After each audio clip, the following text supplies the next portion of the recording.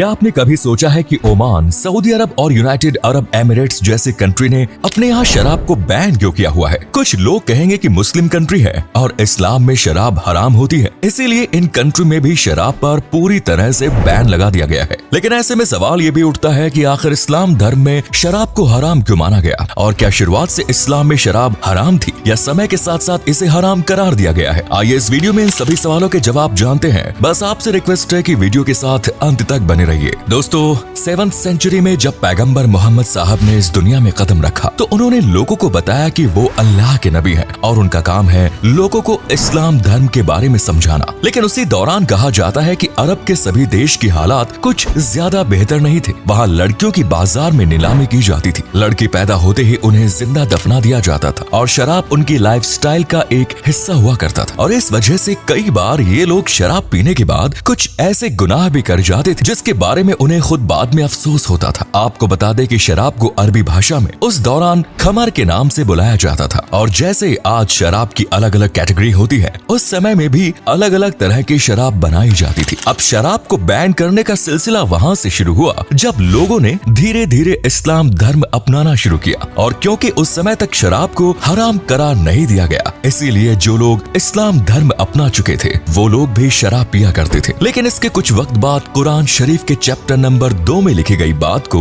उन लोगों तक पहुंचाया जाता है जिसमें लिखा गया कि ए नबी, ये आपसे शराब और जुए के बारे में पूछते हैं, इनसे कह दो कि ये एक गुनाह है, जबकि कुछ लोगों के लिए फायदेमंद भी हो सकता है, लेकिन फायदे से ज्यादा इसके नुकसान है। अब अगर आपने इस लाइन पर थोड़ा गौर किया हो तो अभी तक भी शराब को हराम नहीं कहा गया, लेकिन कुरान शरीफ में इस बात का जिक्र किया गया है कि ए मुसलमान, अगर तुम शराब के नशे में हो तो नमाज के लिए हरगिज न जाओ। और उसके बाद भी लोगों को ऐसा लगने लगा कि शराब को पिया जा सकता है, बस नशे की हालात में उन्हें अल्लाह की इबादत नहीं करनी है। यानी यहाँ तक भी शराब को हराम नहीं करार दिया गया। और उसके बाद वो दौर भी आया जब इस्लाम धर्म में शराब को पूरी तरह से हराम बता दिया गया और इसके पीने को दुनिया का सबसे बड़ा गुनाह बनाया गया। और कुरान शरीफ के चैप्टर 5 में लिखा गया, मुसलमानों, शराब, जुआ ये सब गंदे काम है, ये सब शैतान के तरीके हैं, इसीलिए इन सब चीजों से दूर रहिए। और आगे लिखा गया कि शैतान तो यही चाहता है कि शराब और जुए की वजह से तुम लोगों के बीच में दुश्मनी पैदा कर दो और अल्लाह की इबादत न करने दो, तो इसे छोड़ते हो या नहीं? और बस फिर क्या था, इसके बाद से इस्लाम धर्म में शराब को बहुत बुरा माना जाने लगा। लेकिन इंटरेस्टिंग बात यह है कि उस दौरान शराब के अलावा भी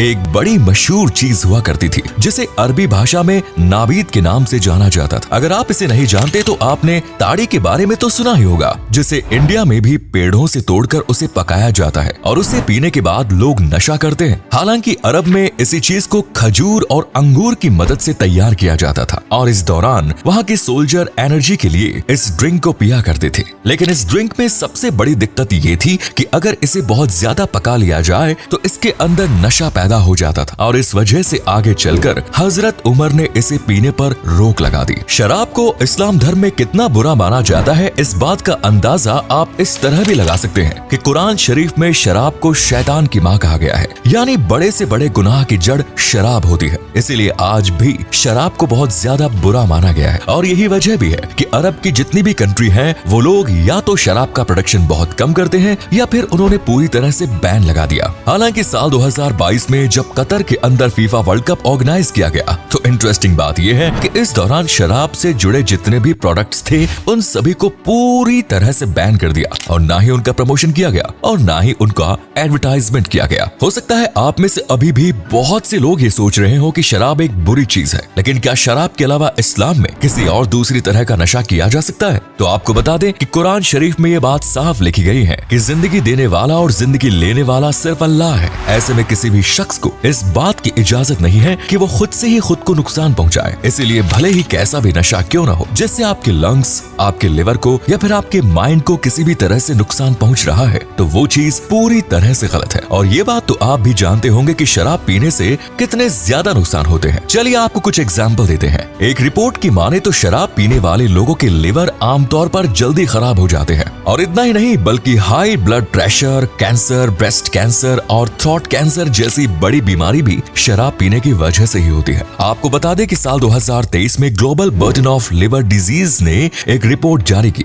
जिसमें ये बताया गया कि हर साल तकरीबन 20 लाख लोगों की मौत सिर्फ लीवर के खराब होने की वजह से होती है और इसकी सबसे बड़ी वजह अल्कोहल के कंजप्शन को बताया गया। और ये बात तो आप भी जानते ही होंगे कि इंडिया में अगर आपने शराब पी है तो आप गाड़ी नहीं चला सकते, और अगर आपने ऐसा किया तो आपको हो सकता है जेल की हवा भी खानी पड़ जाए। और ऐसा इसलिए किया गया है क्योंकि जितने भी लोग शराब पीकर गाड़ी चलाते हैं उनके एक्सीडेंट के चांसेस बहुत ज्यादा बढ़ जाते हैं। एक रिपोर्ट की माने तो हर साल तकरीबन 13% लोगों की मौत शराब पीकर गाड़ी चलाने की वजह से हो जाती है। और सिर्फ इतना ही नहीं, बल्कि शराब पीने की वजह से कई बार लोगों को इतनी बुरी आदत लग जाती है कि उनके पास सारा पैसा खत्म हो जाता है और उसके बावजूद भी वो खुद को अपनी इस बुरी आदत से नहीं रोक पाते, जिसकी वजह से सोसाइटी में क्राइम बढ़ना शुरू हो जाता है। अब जाहिर सी बात है, किसी इंसान को शराब की लत है और उसके पास शराब खरीदने के पैसे नहीं तो वो किसी और से पैसे उधार मांगेगा, और मान लो कुछ दिन तक उसे पैसे मिल भी गए तो एक वक्त के बाद वो लोग भी उसे पैसा देना बंद कर देंगे, जिसके बाद वो लूटपाट करेगा, चोरी चकारी करेगा और कैसे भी करके पैसों का इंतजाम करेगा। आपको जानकर हैरानी होगी कि कुछ समय पहले एनसीआरबी ने एक रिपोर्ट जारी की,